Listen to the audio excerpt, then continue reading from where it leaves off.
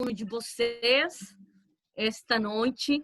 Uma vez mais, nós estamos muito alegres de a família Carmelita estar reunida em nome de Deus e de Nossa Senhora, reunida como família, como essa grande família que somos. Esta noite, o santo que vamos apresentar para nós é São João Sorer. Tá? Eu peço desculpas, já que ontem havíamos falado de Santa Magdalena de Paz, mas amanhã teremos a Santa Magdalena de Paz, hoje temos a São João Sorer. Então, gente, antes de iniciar, eu quero apresentar, complementar a todos aqui presentes, a todos os nossos leigos carmelitas, freires, a todas as irmãs da Divina Providência, as irmãs do mosteiro, minhas irmãs carmelitas de Madre Candelária, aos leigos da Venezuela, da Bolívia, leigos de aqui de distintas partes do Brasil. Eu sei que estão nos acompanhando desde Mariana, Ouro Preto, Pernambuco, estou esquecendo muitos nomes, Campanha e muitos lugares mais do Brasil. Tá? Então, muito obrigada uma vez mais por você estar esta noite aqui conosco. Para nós, esta apresentação de São João Sorer é Frei Rafael Fonseca. Frei Rafael, ele é frei de Carmelita da província pernambucana. Ele é natural de Cajazeiras, é formado em Direito e pós-graduado em Filosofia e Direitos Humanos. Está no segundo ano de juniorato e cursando filosofia. Atualmente, Frei Rafael reside no Convento do Carmo, em Recife, Pernambuco. Ô, Frei, estamos só esperando por o Senhor.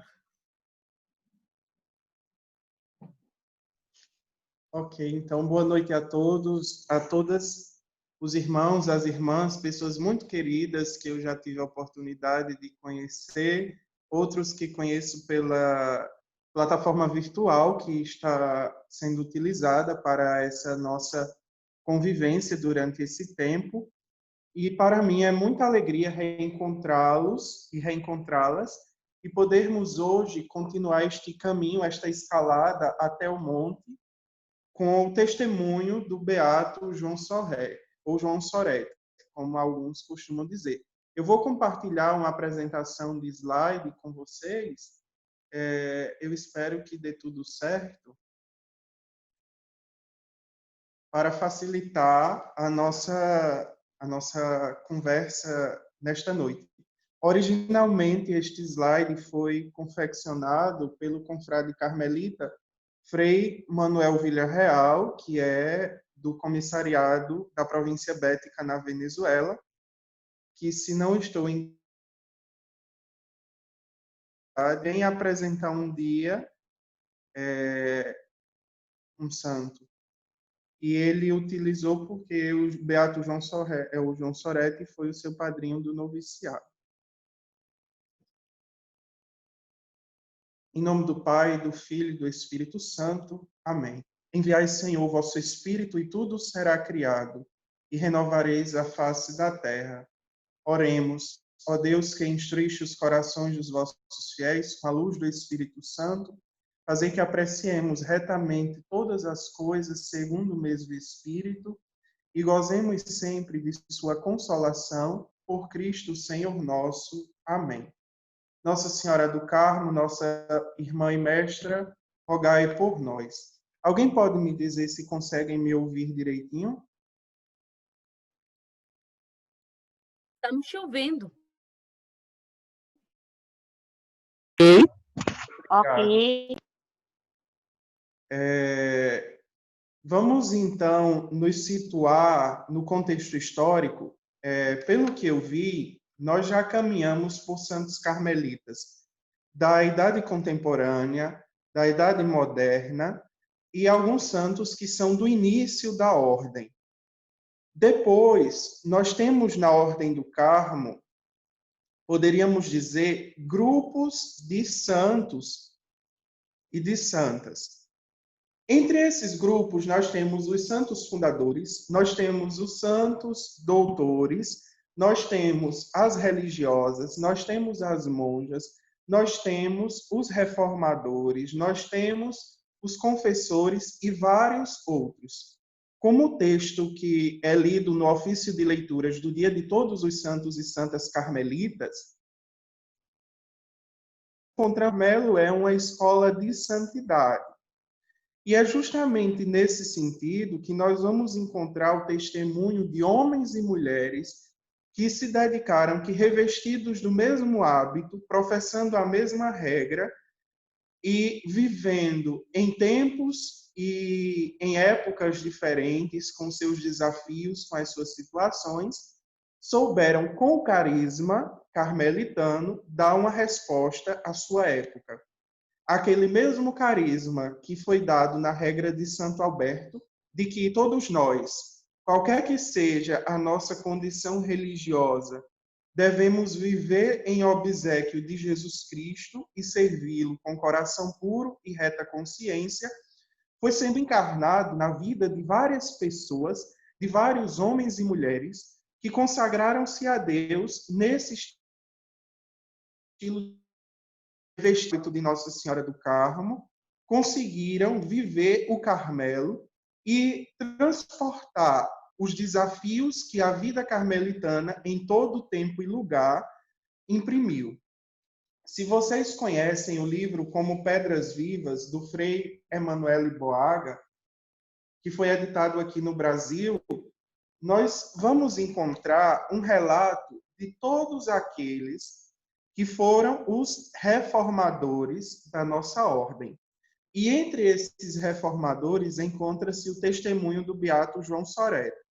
Ele faz aquilo que chama a reforma dos priores gerais, sendo João Soreto o primeiro prior geral deste período dos reformadores, sendo os priores gerais. E a partir disso, nós vamos então conseguir situar o contexto. A história de Soreto desponta como um testemunho para todos nós carmelitas. Algumas informações iniciais e biográficas sobre João Soreto. Primeiro, ele nasceu em Caen, Normandia, na França, no ano de 1394. A respeito da infância, da adolescência do beato, nós não temos muitas informações. O que se sabe é que desde muito cedo ele sentiu o desejo de consagrar-se a Deus, tendo a possibilidade, já que ele era muito inteligente nos estudos, tendo a possibilidade de exercer outra profissão, de exercer outro caminho, João adota a vida religiosa carmelita como seu projeto de vida. E ele ingressa no convento de Caen, na França, estudando teologia na Universidade do Ministério Sacerdotal em 1417, com apenas 23 anos de idade. Então, João Soretti é aquele que desde muito cedo vai abraçar a vida carmelitana e ele consegue beber da fonte da vida carmelita logo no começo da sua história.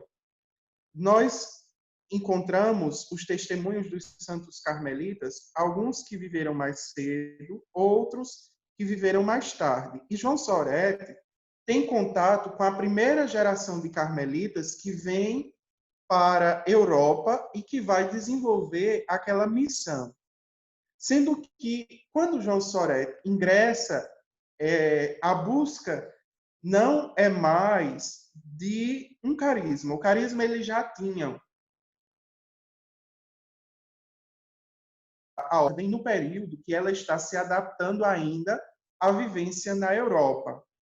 Ele vai encontrar aquele grupo que, voltando para a Europa, começa a se fixar e a ter que viver, a ter que transferir o estilo de vida eremítico para o estilo de vida mendicante. E já na idade dos 100 primeiros anos ou dos 200 primeiros anos de ordem, é necessário fazer uma reforma. Por quê? O jeito que eles viviam no Monte Carmelo precisa ser assimilado para o jeito que eles passam a viver na Europa.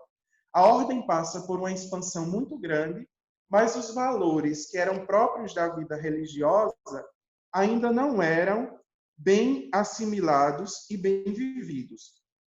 E aí João Soretti vai vivendo passo, sendo jovem, tem condições de fazer muito pela nossa ordem.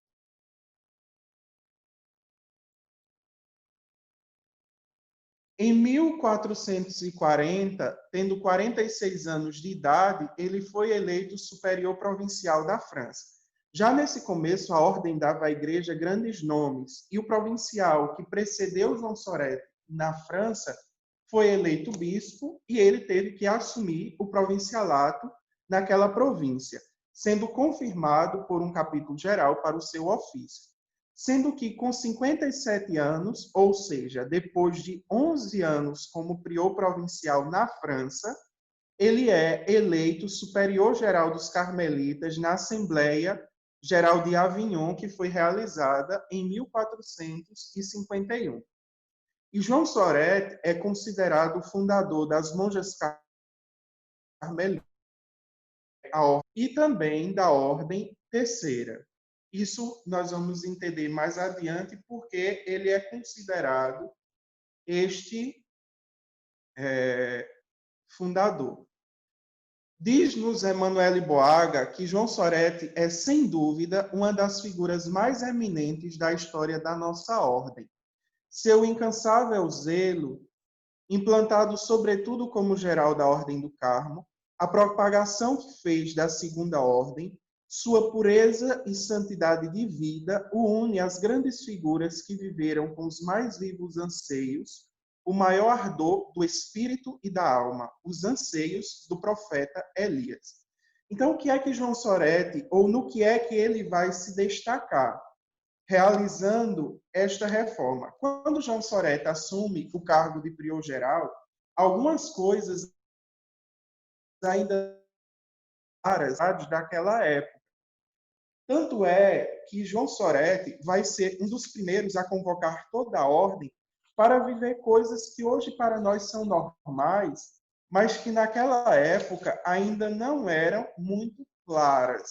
Como, por exemplo, o padre Joaquim Smet, neste livro Los Carmelitas, ele vai dizer que ainda não era muito clara a questão da pobreza, da renúncia aos bens.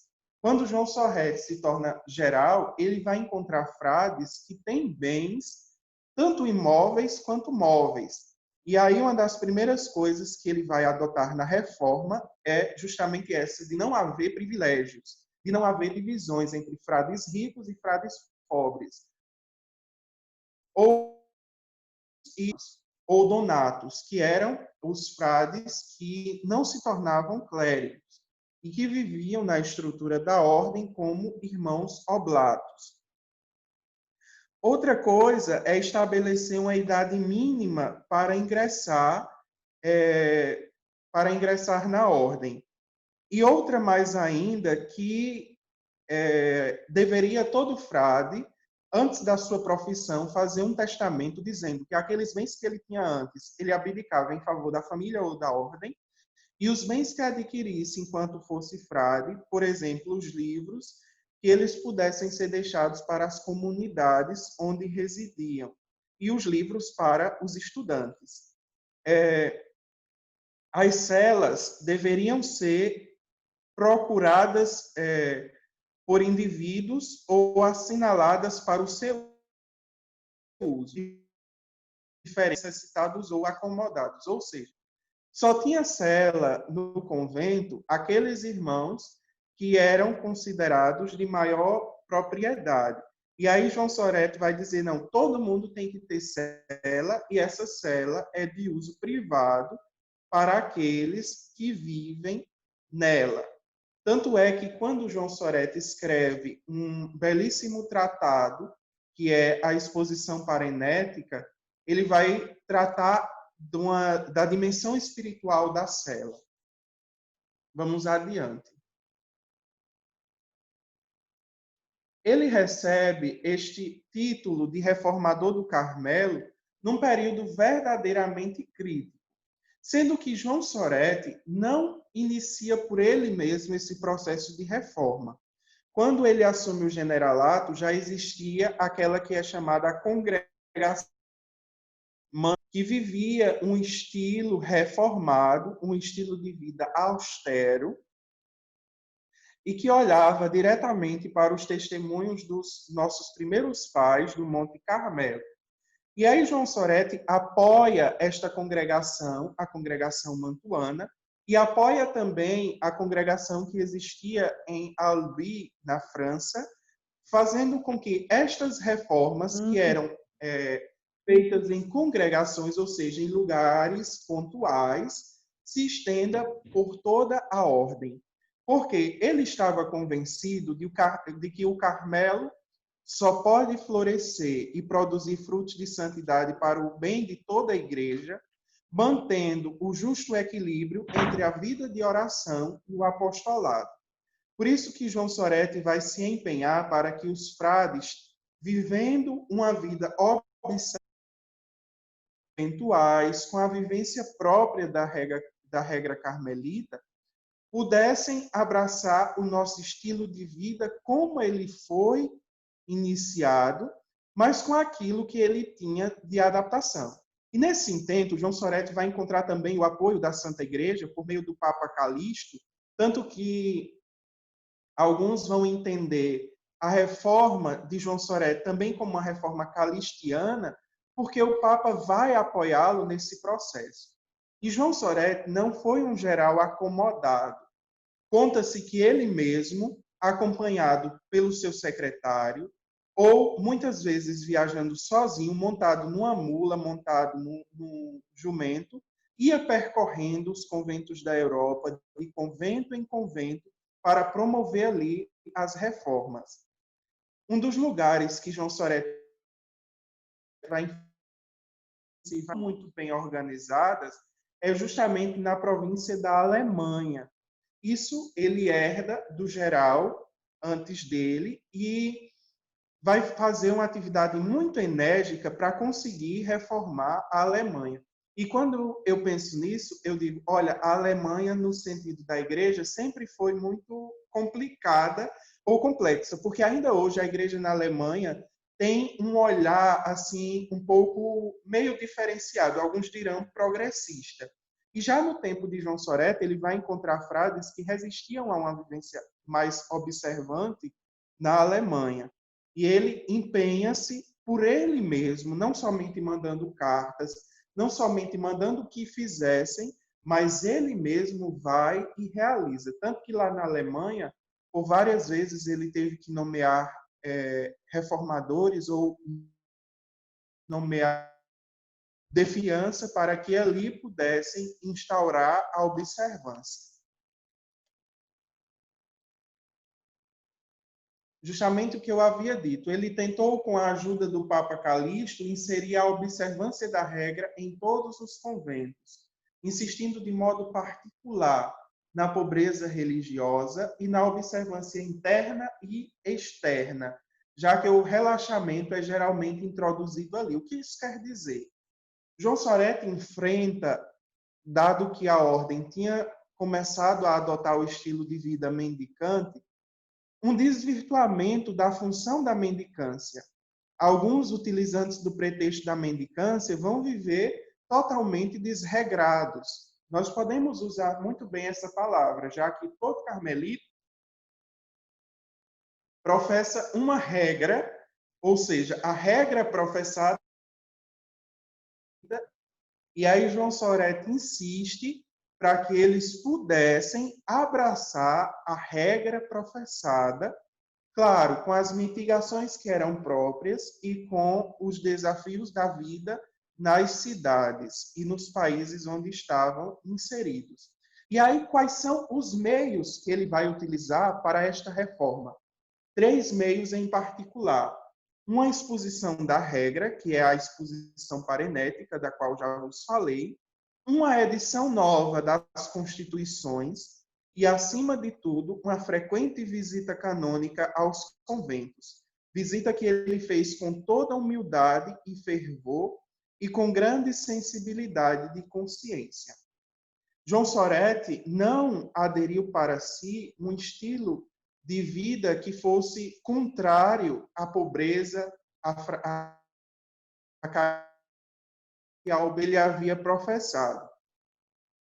Tanto é que, como nesta época ainda não havia muita clareza com relação ao hábito carmelita, disse que João Soretti optou por vestir durante toda a sua vida, inclusive como geral, o hábito que era próprio dos irmãos leigos, ou conversos, ou oblatos, que eram os irmãos responsáveis pelos serviços mais humildes. Ou seja, ele não se vangloriou dos cargos que ocupou desde muito jovem, mas soube fazer do seu cargo de superior um trabalho ou uma dimensão de serviço, uma dimensão oblativa em prol dos outros e em prol da vivência em comunidade, em fraternidade. Ou seja, ele viveu justamente aquele ideal do Cristo servidor.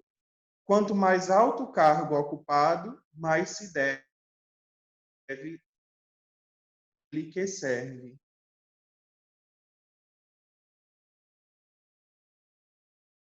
Aqui está a capa do livro de João Soretti, a Expositio Parenética in Regulam Carmelitarum, ou seja, a exposição parenética da regra carmelitana. O que é essa exposição parenética?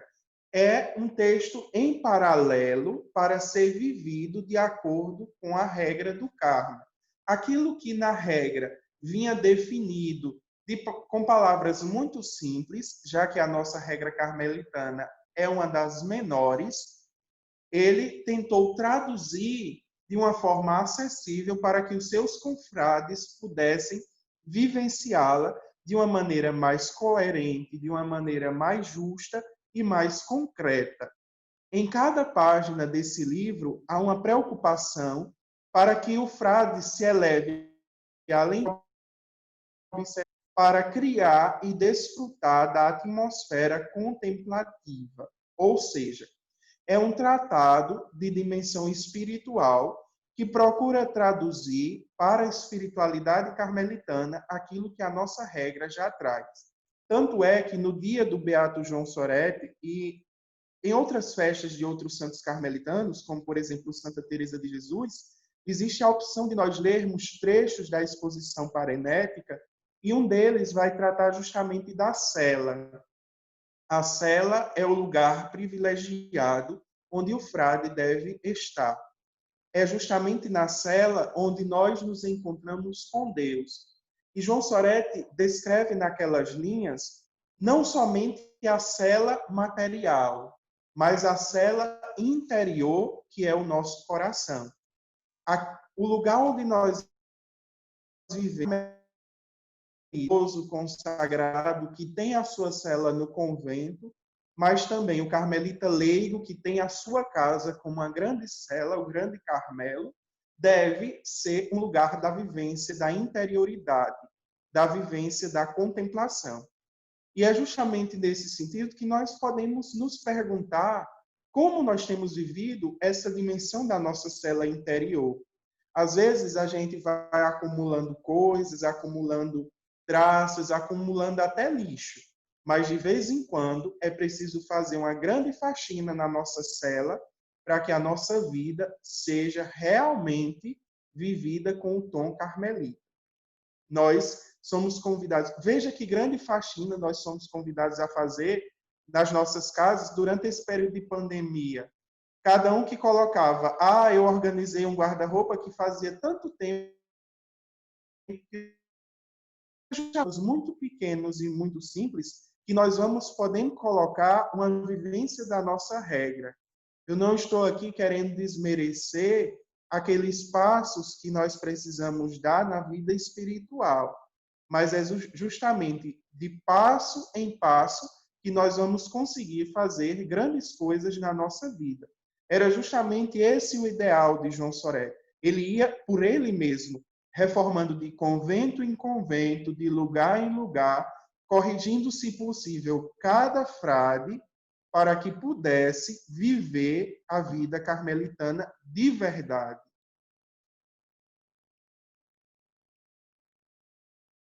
João Sorete insiste em afirmar que o objetivo religioso, do religioso e da perfeição do coração, ou seja, da puritas cordis, é realizar a oração ininterrupta. E a considera o silêncio, a solidão, a vida em comum, a mortificação dos sentidos como meios eficazes para a vida interior. João Sorete insiste muito para que a nossa vida interior não seja abandonada em detrimento dos nossos afazeres exteriores. Por isso ele vai tentar traduzir na sua vida e no seu ideal como carmelita aquilo que a nossa regra já nos ensina. O SOS do Carmelo: silêncio, oração e solidão.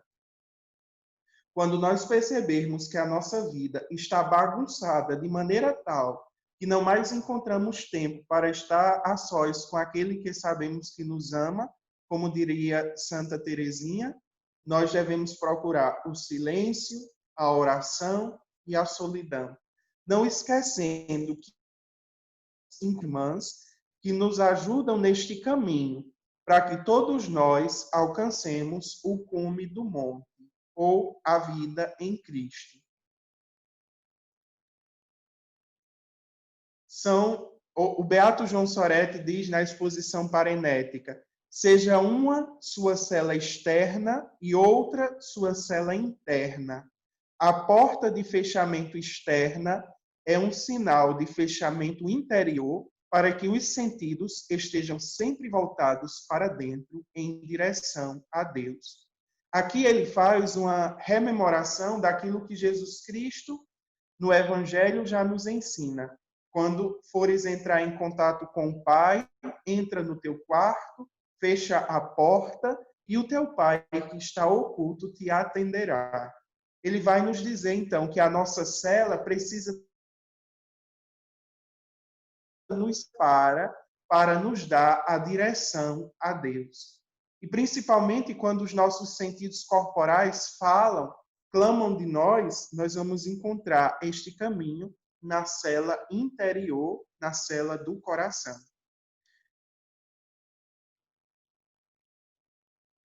E João Sorete não estava sozinho nesse caminho. Ele vai encontrando pessoas e outros testemunhos de vida e santidade que vão lhe dar fortaleza no cumprimento da sua missão. Por isso, merece destaque no ramo masculino da nossa ordem, principalmente os da congregação mantuana, com os beatos Ângelo Mazing e Bartolomeu Fante.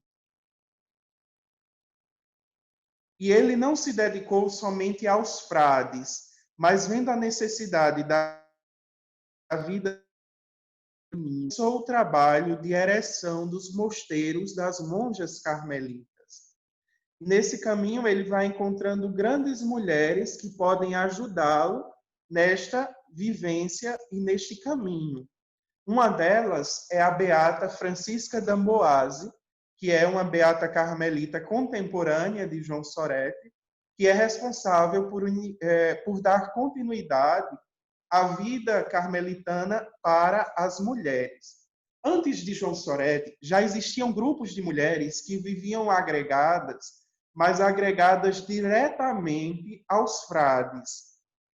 As mulheres professavam votos nas mãos dos priores dos conventos e assumiam a vida carmelitana à maneira dos frades. Com João Sorete, nasce o empenho para que estas mulheres possam, por elas mesmas, viverem a vida. Aí, em 1452, o Papa Clemente concede a João Sorete a bula cum nulla, segundo a qual foi possível fundar os mosteiros e as congregações.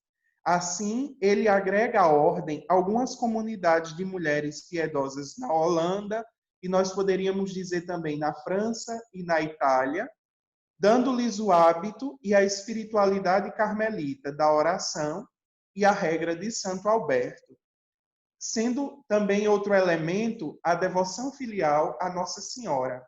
Neste trabalho, ele ganhou a ajuda da beata Francisca d'Amboise, que é considerada a primeira monja carmelita. Existe um pouco de divergência nesta questão de Francisca d'Amboise ser a primeira monja, porque bem antes de Francisca d'Amboise, já a beata Joana de Tolosa, que viveu entre os séculos 14 e 15, ou alguns vão dizer já no século 12, não existe muita clareza com relação ao tempo em que Joana de Tolosa viveu, mas que deram um formato a esta vivência carmelita.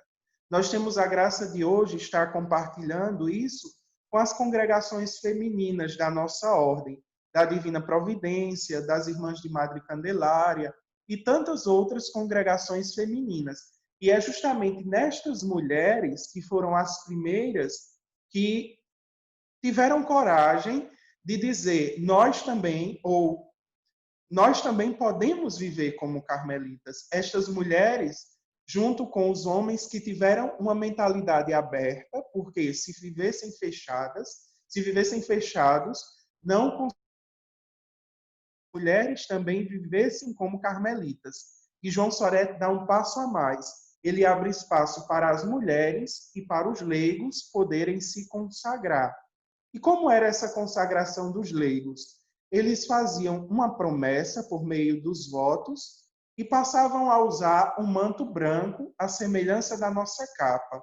Por isso que no início eles são chamados de mantelate ou mantelete, que, ou seja, são aqueles que vivem ou que vestem um manto.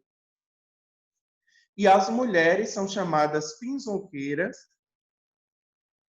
e os homens pinzoqueiri. Por quê? Porque vestem um hábito próprio dos religiosos com pequenas adaptações para a sua vida leiga. E João Soret escreve as primeiras constituições para a Ordem Terceira em 1450. A Ordem Terceira do Carmo, como a gente tem hoje. Mas João Soret é responsável por trazer esse embrião daquilo que hoje nós temos como congregações de vida carmelita ativa, feminina e ordens terceiras, o apostolado para com os leigos. E alguns nomes de mulheres que foram contemporâneas de João Soret e que deixaram a sua marca na vivência como carmelitas são a beata Joana Scopelli, que viveu entre 1428 e 1491, a beata Arcângela Girlani, de 1460 a 1495, e a beata Francisca d'Amboise, que é aquela que ganha mais expressão, porque como Francisca d'Amboise é herdeira do reinado lá na França da sua época, ela era da casa real, consegue fundar muitos conventos às suas expensas, e o primeiro que ela funda, depois que fica viúva, ela vai morar. E outro nome é o da beata Joana de Tolosa, como já vos disse, existe uma divergência se ela teria vivido no século XIII ou entre os séculos XIV e XV.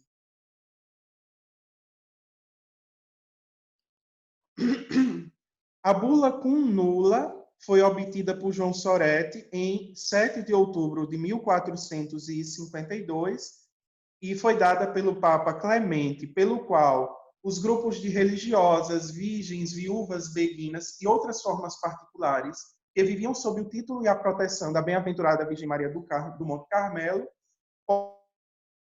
podem, em Carmelo futuro, queiram viver. Um outro dado biográfico de João Soret é o entranhado amor ao Santíssimo Sacramento. conta-se que ele passava horas e horas em adoração ao Santíssimo Sacramento. E é justamente isso. Quem tem muito apostolado, muito recorre ao Santíssimo Sacramento. E ele expressou esse amor quando uma cidade, Liège, na França, em 1468, foi atacada por um herege, Charles de Bolde, que queimou uma igreja. João Sorete correu, salvou o cibório com o Santíssimo Sacramento, correndo o risco de perder a vida, e levou até a igreja carmelita de Liège. Tanto é que na iconografia de João Sorete nós sempre vamos encontrar ou com um ostensório, porque dado era o seu amor a Jesus sacramentado. Quanto mais ele adorava, mais e melhor ele servia. De João Sorete, então, o que é que nós podemos extrair para a nossa vida? Primeiro, que nós amemos e trabalhemos com zelo pelo nosso Carmelo. João Sorete, durante a sua vida, soube dar uma resposta muito profética. Olhando a realidade do seu tempo, ele soube ser sinal de profecia. E nós precisamos ser esse sinal de profecia. E profecia na nossa vida como carmelitas não é somente aderir à prática lá na vida social, mas ser profetas também na nossa vida conventual. Nós devemos ser observadores daquilo que nós prometemos. Se nós vivermos os nossos votos de pobreza, castidade e obediência e vivermos a observância da nossa regra, nós seremos bons carmelitas. Ele também insistia que os leigos carmelitas vivam conforme o seu próprio carisma. O leigo carmelita é chamado a ser sal da terra e luz do mundo. Lá na sua casa, lá na sociedade, lá onde está inserido, ser sinal do Carmelo que abraçou e que professou. E que as nossas monjas e irmãs sejam muitas e santas. Que Deus continue enviando santas vocações. A porta que João Sorete abriu para que as mulheres pudessem se consagrar como carmelitas continua aberta. E que você para que outras jovens, para que outras mulheres queiram também ser religiosas. É da santidade de vocês que outras engrossarão as nossas fileiras. João Sorete faleceu em 25 de julho de 1471, na França, em Angers, em circunstâncias que não são muito claras. Alguns dizem que ele foi envenenado por confrades que não aceitavam as reformas por ele implantadas. Outros dizem que ele faleceu por cólera depois de ter se alimentado de morangos verdes. E o Beato Batista Mantuano, que era um dos precursores da reforma, dedicou uma linda elegia a João Sorete. E embora o beatificado a partir da releitura da sua vida para o processo de beatificação de Francisca d'Amboise, sendo que o seu culto foi confirmado por Pio IX em 1866. Na iconografia de João Sorete, nós vamos encontrar alguns símbolos. O primeiro e o mais comum é a âmbula de hóstias consagradas por causa da defesa e do seu amor ao Santíssimo Sacramento. Ele colocando o pé direito sobre algumas flechas em alusão ao suposto martírio, porque tentaram matar João Sorete com flechadas, mas, graças a Deus, ele escapou. Na mão esquerda, muitas vezes pode-se encontrar com um báculo ou com um bastão, simboliza o seu cargo de superior geral. Ele sempre segura um livro com referência à bula cum nula, e aos seus pés estão sempre o chapéu de cardeal e a mitra episcopal, porque foi oferecida a João Soreto, depois que ele termina o governo na ordem, uma sede episcopal, mas humildemente ele não aceitou. Então, meus irmãos e irmãs, me desculpem se me alonguei, mas agradeço a atenção e que João Soreto interceda por nós. E está aí um pouco de onde eu venho, a foto do nosso último capítulo provincial, a foto oficial da província carmelitana pernambucana, capítulo que foi realizado em janeiro desse ano.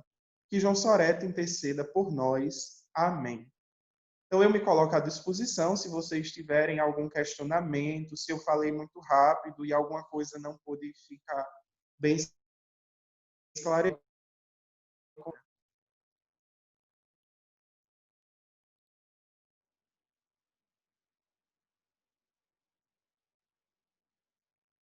Gente, podem ir escrevendo, digitando as perguntas, podem erguer a mão, podem também fazer algum tipo de colocação, tá? Fiquem à vontade.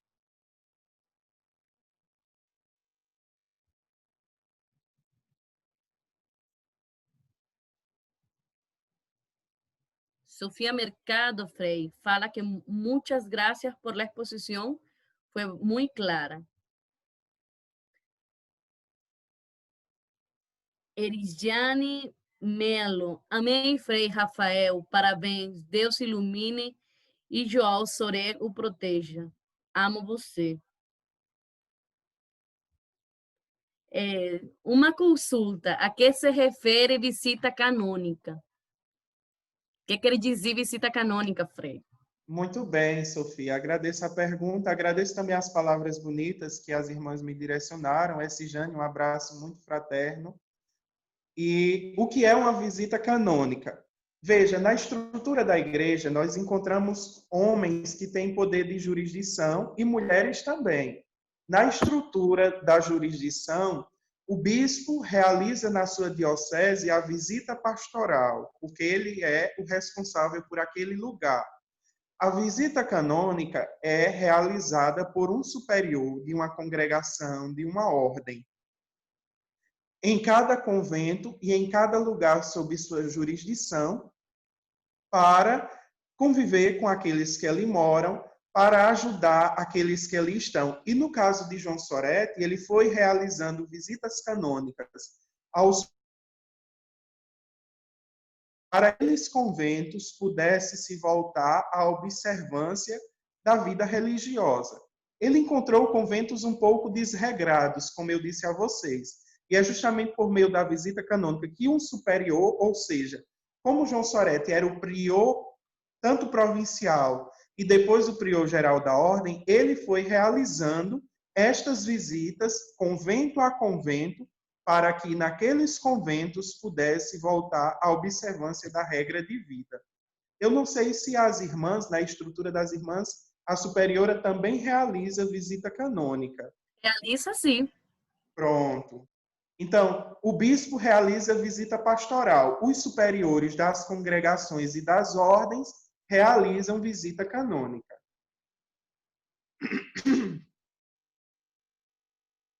Parabéns, Rafael, sua exposição foi muito boa e profunda. Abraço das irmãs de Pujo. A irmã Viviana, que lá mora no Equador, não é? E a outra irmã, que o nome eu esqueci, mas que fez ADI conosco e que é natural da Paraíba também, assim como eu. Um abraço, irmã, que Deus lhe abençoe. Eu acho que deu para entender o que é uma visita canônica, né? Alguém perguntou, Melina perguntou como está o processo de canonização de João Soré. Veja, João Soreto é um dos primeiros santos da ordem do século XIV. Depois dele, muitos outros e muitas outras já foram canonizados, porque, dado a distância no tempo que nós temos do testemunho de vida e de santidade de João Soreto, o seu nome ou o seu testemunho e outros vão ganhando a cena. Por exemplo, depois de João Soreto já nasceu Santa Teresinha, A própria Santa Teresa de Jesus é depois de João Soretti, já foram canonizados. Com relação a esses santos mais antigos, infelizmente, não existe tanta divulgação e tanta devoção. Acredito eu que João Soretti tinha toda a condição de ser canonizado se as ordens terceiras tivessem uma devoção e uma vivência mais aprofundada. Mas ele ingressaria naquele grupo dos santos históricos. Ou seja, nós já estamos muito distante no tempo da vida desses santos e do seu testemunho. Então, seria necessário o quê? Mais devoção, mais conhecimento e mais apoio para que ele chegasse à canonização. Se tiverem mais alguma pergunta, a gente pode continuar conversando.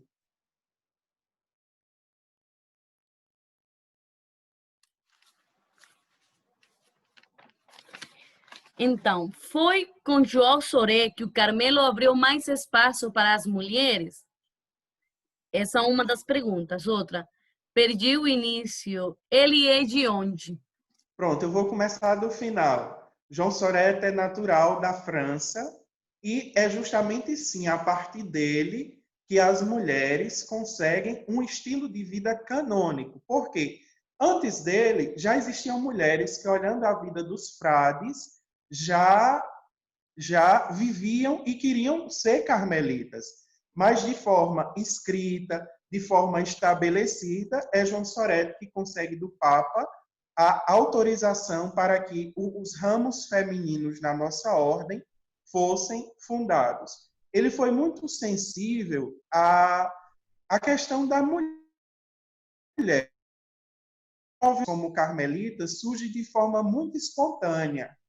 As mulheres vão vivendo perto dos frades e, olhando o testemunho dos frades, elas começam a dizer: nós também queremos ser carmelitas. Eu acho que isso passa também pela identificação do ser da mulher com o ser de Nossa Senhora do Carmo. Porque a mulher tem em Nossa Senhora uma das primeiras e grandes referências. E aí, o que é que João Soretti faz? Olhando para essas mulheres, ele é muito sensível e ele dá para elas a possibilidade de serem carmelitas. Ele abre a porta, como eu disse durante a exposição, para todas aquelas que sucedem. Nós devemos muito a ele, porque ele conseguiu da igreja esta autorização, essa possibilidade, para que as mulheres pudessem ter um estilo de vida reconhecido pela igreja. Mas ele não estava sozinho. Mulheres também deram passos significativos, como a Beata Francisca d'Amboise, a Beata Arcângela Girlane, a Beata Joana Scopelli. Um abraço para a irmã Gorete, que fez a DEI com a gente, que está no Equador. Muita saudade de vocês. Eu vi também a irmã Rosilda no começo. Frei Rafael. São grandes mulheres que hoje continuam o testemunho destas primeiras mulheres na nossa história. Frei Rafael. Olá, irmã Marlene. É uma pergunta meio pessoal. O que levou você a se interessar pelo João Soretti? A minha caminhada com João Soretti começa porque antes de ser frade, antes de ingressar na ordem primeira, eu tive a oportunidade do Carmo, lá em Caririaçu, no Ceará. E foi justamente olhando para esse testemunho dele, com o incentivo que deu, tanto para as mulheres como para os leigos, dentro da estrutura da vivência carmelitana, que eu gostei e que eu olhei muito no seu testemunho. Depois, este amor que João Soretti tem à Eucaristia. Eu encontrei em João Soretti um pouco daquilo que o santo da minha infância tinha, que era Santo Antônio, padroeiro lá da minha comunidade de origem, que tinha um amor entranhado a Jesus Eucarístico. E João Soretti é para nós carmelitas um sinal deste amor também à Eucaristia. Obrigada. Por nada, irmã Marlene. Sim, Frei. Parabéns, Frei.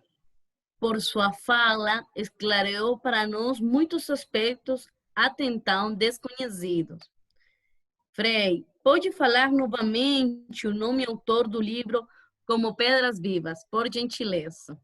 Ah, sim. O autor de Como Pedras Vivas é o Frei Emanuele Boaga, um grande historiador da nossa ordem, que deixou para nós grandes escritos que recolhem como a nossa ordem viveu durante muitos anos e durante muito tempo.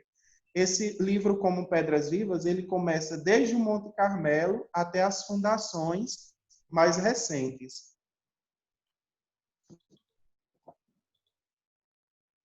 Abraço para o Frei das Irmãs do Carmelo de Cajazeiras. Olha que coisa boa! Um abraço também para vocês, minhas irmãs. Devo muito a vocês como carmelitas. Graças a Deus, tive a oportunidade de conviver com as irmãs lá em Cajazeiras e me ajudaram a entender muito como é o Carmelo, esta vivência como carmelitas.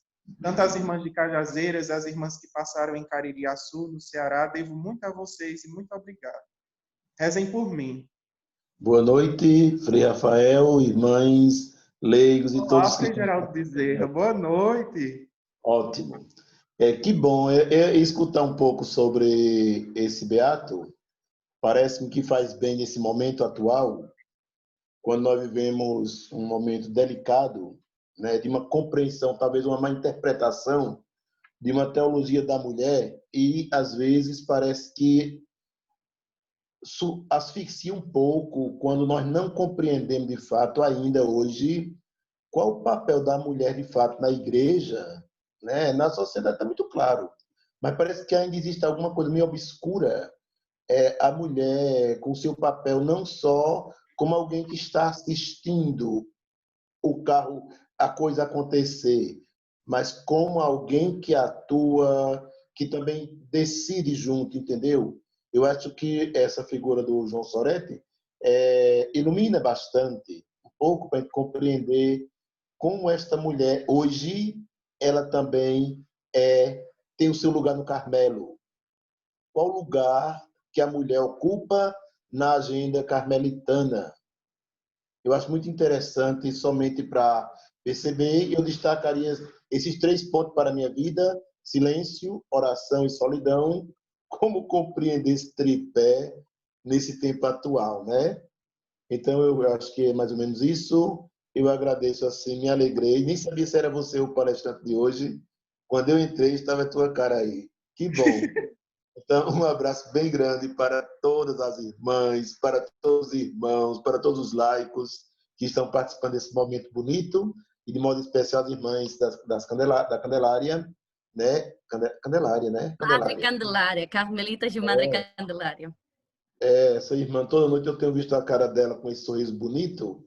Continue encantando, irmã aí. Deus abençoe a todas e a todos. Um cheiro bem Amém, grande irmã. no coração. Frei Rafael. Alva, se não esqueça, a Alva é de Margarita, Venezuela. Ela é da terceira ordem, leiga. Ela fala, você entende o espanhol? Sim, sim. Es un buen momento para renovar nuestros votos de consagración al recordar hoy el intenso trabajo de Juan Sorek, en tiempos muy difíciles por darle un lugar a los laicos dentro de la Orden del Carmen. Vale la vida amar y trabajar con celo por nuestro Carmelo. Muchas gracias. Também tem, Frei, muito importante as ponderações do Frei Geraldo Bezerra sobre a participação da mulher, principalmente nos dias de hoje. Eu me uno também a essa ponderação. Tem alguma outra mais colocação, gente? Alguma pergunta? Mais uma intervenção. Frei Rafael, é muito boa essa reflexão que você faz sobre a cela. Ela traz assim aquela conotação muito mais ampla do que simplesmente o que entendemos de uma cela visível, né? Concreta. Então, nós temos uma irmã, a historiadora da nossa congregação, a irmã Joana Dark, que ela faz uma reflexão muito bonita estando na cela dela. E naquele tempo a cela era uma cela de pano branco. E assim, vale a pena, quando sair esse livro, vocês poderem participar dessa reflexão, dessa meditação que ela faz a respeito da cela. Muito bom. É justamente isso, veja, há mais de 400 anos, João Soretti já chamava a atenção para nós de que a nossa cela não é um espaço físico, é muito mais e muito mais amplo. Não quer dizer que nós não precisamos de ter o nosso lugar. Eu acho que um dado muito bonito na nossa dimensão religiosa carmelitana é justamente essa possibilidade que a regra coloca: cada um tenha a sua cela separada, porque é um sinal de que o indivíduo é respeitado na sua singularidade. A cela é o lugar onde nós estamos completamente a sós, diante daquele que habita conosco, daquele que vive conosco. Mas essa cela não se restringe ao lugar físico. É o lugar físico onde nós habitamos, mas é muito mais aquilo que nós cultivamos na nossa interioridade. Porque a nossa vida apostólica, quando a gente fala da dimensão da cela, para quem vive na clausura, é uma dimensão tanto que já exigente, porque é na cela onde se cultiva a amizade com o amado. Mas quando nós estamos na vida apostólica, com tantas atividades exigentes, a casa daquela senhora humilde, lá na zona rural, que me oferece um lugar para eu descansar, é também a minha cela. Porque o meu coração está em intensa comunhão com a presença do Deus que habita em mim. E justamente, nós muitas vezes nos perdemos nos caminhos da nossa vocação porque não cultivamos essa habitação interior. Às vezes estamos vivendo na cela numa contemplação ociosa, na nossa cela espaço físico, numa contemplação que me engorda de oração, mas não me leva a um esvaziamento em prol dos outros. E é justamente isso. Eu entro na minha cela interior, com a licença da redundância no português, para que, estando dentro, eu possa ter o que comunicar exteriormente. E não importa que essa cela seja até mesmo, se nós um dia tivéssemos a oportunidade de viver nas casas de papelão da periferia, debaixo das pontes das nossas cidades. É muito cômodo viver na cela do nosso convento, que, graças a Deus, é oferecida de modo a nos dar o mínimo de dignidade e de conforto. Mas os pobres, que têm as suas celas debaixo das pontes, será que nós também não teríamos coragem de estar ali? Porque justamente o lugar do encontro com Deus é onde nós estamos. É assim que eu penso. Obrigada. Muito bom. Muito bom. Mas Aí. até comovedor e motivador. O Frei, também eu queria colocar, relembrar o que o Senhor falou da renovação e o espírito transformador de este Frei tão amado e tão desconhecido ao mesmo tempo do Carmelo. Eu acho que estes dias nossos têm sido um relembrar desde nossas entranhas, nossa espiritualidade. E como na história da nossa espiritualidade existem pessoas como este grão Frei amado para nós, que querem trazer as fontes, que é Cristo, nosso Senhor. Todas aquelas coisas que você falava, aquelas características de transformação que ele fez nos conventos masculinos, após também aquela coisa maravilhosa que faz com nossas mulheres, é uma coisa que me chama muito a atenção nestes tempos. Como vamos caminhando cada um de nós em nossas casas religiosas, em nossos conventos, em nossas casas de família. O que espírito temos? Temos aquele espírito transformador de deixar que o Espírito de Deus, como pedras vivas, transforme nossa vida? Ou temos aquele espírito acomodado em nossa casa, em nosso canchinho, aquele metro quadrado bem direitinho? Eu acho que este Frei, ainda que é do século, por lá, 13, traz hoje para nós esse, relembrar que a transformação e a renovação deve ser diária em nosso interior, em nossas comunidades religiosas, congregação e nossas ordens. Irmã, eu também quero mandar um abraço muito fraterno, muito saudoso para o Frei Manuel, lá na Venezuela, que me fez o convite para essa partilha de hoje, para o Frei Maico, o Frei Horácio, o Frei Santos e todos os outros que lá estão. Que Deus abençoe. E, Manuel, estou com muita saudade. Também para as irmãs do Carmelo de Cajazeiras. Eu vi que Mariane colocou uma pergunta. Mariane, se eu não estou enganado, é noviça ainda esse ano. Esse é o esse do Carmelo. Mariane fala. A pergunta dela é como viver essa solidão hoje. Muito bem. Eu gosto muito dessa expressão do SOS do Carmelo, né? Que é o silêncio, a oração e a solidão.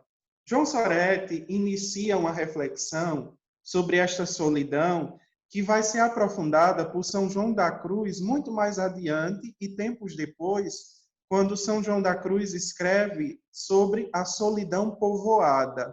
O que é isso? O que é esta solidão povoada? Eu posso estar no meio de uma multidão e estar a sós com Cristo, ou estar a sós com o amado. E é justamente nesta dimensão. A solidão não é um apartar-se do mundo e das pessoas, porque na nossa estrutura, como carmelitas, quando a gente olha para os primórdios da ordem, nós vamos encontrar um eremitismo que já era cenobita. O que era? Cada um tinha a sua gruta para a habitação, mas eles tinham momentos em comum, a partilha das refeições e as orações e a celebração da Eucaristia eram feitas em comum. Tanto que a palavra convento vem do latim convenire, ou seja, o lugar da convergência, da união, da agregação. E justamente isso, a cela é o lugar do cultivo da solidão, onde eu vou cultivar esta presença de Deus no meu interior, para que quando eu sair, seja capaz de voltar. O Papa Paulo VI uma vez escreveu que o homem moderno saiu tanto do seu interior que fechou a porta e esqueceu o lugar onde deixou a chave. E é justamente isso. Nós, carmelitas, somos homens e mulheres da solidão porque constantemente praticamos a presença de Deus. No nosso coração, o centro deve ser Deus. É claro que isso é um empenho para toda a vida. Do dia que a gente entrou no convento até o dia que a gente morrer, se Deus quiser, a gente deve cultivar esta solidão, para que lá no final a nossa solidão, que é povoada, se torne a total presença do amado. Eu não sei se eu consegui, porque falar de solidão no Carmelo é falar justamente desta vida espiritual, que nos leva a estar ao mesmo tempo em contato com os outros que nos cercam e, ao mesmo tempo, estar a sós com aquele que sabemos que nos ama.